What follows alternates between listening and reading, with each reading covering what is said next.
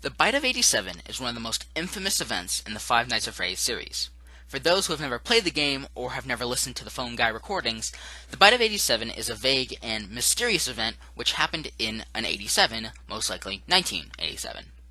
The bite is almost definitely tied to one of the animatronics, the game's antagonists, biting either a customer or employee of the restaurant, removing the frontal lobe, as stated by the Phone Guy in the first game. Now that we have cleared up what the event was, let's move on to the more hidden details. We know that the event was what stopped the animatronics from moving around during the day, so we know it took place in the daytime. We also know that the event took place pretty much directly after the second game, because the second game is a prequel, and seeing as the animatronics can still move around during the day, and the game takes place in 1987, we know that the bite happens in this restaurant and happens on the final day of business, 11/14/87. We can also assume that your character, Jeremy Fitzgerald, was the victim, seeing as the Phone Guy tells you to stay near the animatronics, and the animatronics are fine with children, but are weird around adults. So, we have the victim, date, time, and location of the bite, but the most difficult question to answer is which animatronic actually did the biting. Let's dive right in, shall we? So this is the collection of all the possible animatronics that could have performed the attack. You might wonder why the animatronics from Five Nights 1 aren't here. Well, they were not created until after the second game, from the old versions. So, those newest versions of the characters could not have assailed Jeremy. More avid players might also notice the lack of the more supernatural animatronics, such as Shadow Bonnie and Balloon Girl. Those animatronics aren't included because of the fact that they are supernatural, and you would think that the restaurant chain would have a lot more problems dealing with supernatural sightings than an injury. We also know the event the restaurant was putting on was a birthday party, so there were many witnesses. Thusly, a supernatural attack would not have been possible. First off, let's remove the more obvious choices. The marionette could not have performed the bite due to its noticeable lack of teeth and mouth movement. The mouth is stuck in place, and there are no sharp edges with which to bite. Bonnie is out for the obvious lack of upper jaw and face, so he could not have bitten the head, just scraped it, really. Balloon Boy has the same problem as the marionette due to his face being rigged in place.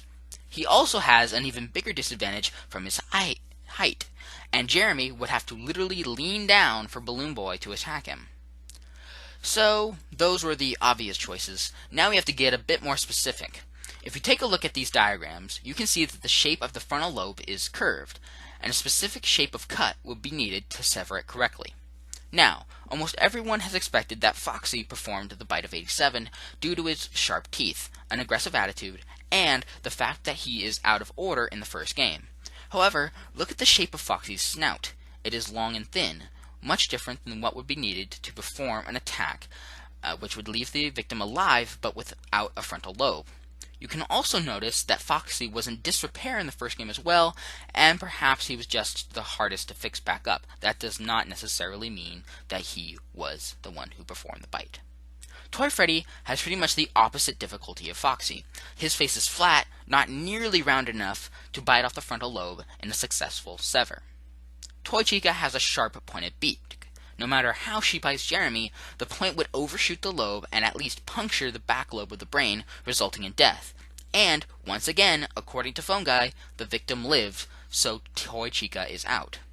Okay, we have narrowed down through logic and mouth shape, but we still have 5 candidates that can fit the description.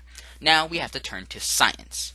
I gathered up multiple studies on the strength of the human skull and found that the average estimate is that it would require 434 pounds of force to completely fracture the skull, which would be necessary for biting off the lobe. This eliminates Golden Freddy because he cannot generate enough power with his jaw to fracture the skull, seeing as he does not have the animatronic suit inside of him. Now, we have to turn to the evidence given to us by Phone Guy and the first game.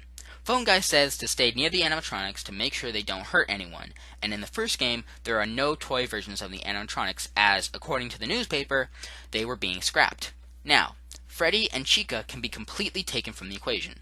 Why? Well, first off, Jeremy would have no reason to go near either of them, seeing as the children would have no reason to go near them, so Jeremy wouldn't have to watch over them to make sure they didn't hurt anyone.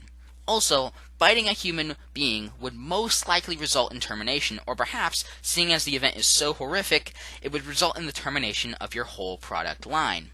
Now, seeing as Jeremy would have no reason to go near the old animatronics, and the old animatronics were not discontinued, neither of them could have attacked Jeremy. This leaves us with Toy Bonnie and Mangle. Both have rounded mouths, both can generate enough force to break the human skull, both would have been near Jeremy, and both are absolutely capable of biting. Now, with all our other options exhausted, we must look at environment to make our choices. A. Toy Bonnie has a height advantage over Mangle on the stage, which would give him better access to the frontal lobe. B. Mangle is in Kids Cove and would have to maneuver through and away from the kids to get to Jeremy, while Toy Bonnie has a clean shot from the stage. And finally, C. Mangle would most likely be taken apart when the bite occurs due to the fact that she is a take-apart attraction, so Mangle would be in no condition to attack Jeremy. So, with all these factors against Mangle and for Bonnie, we can finally make the deduction that Toy Bonnie was the one who performed the bite.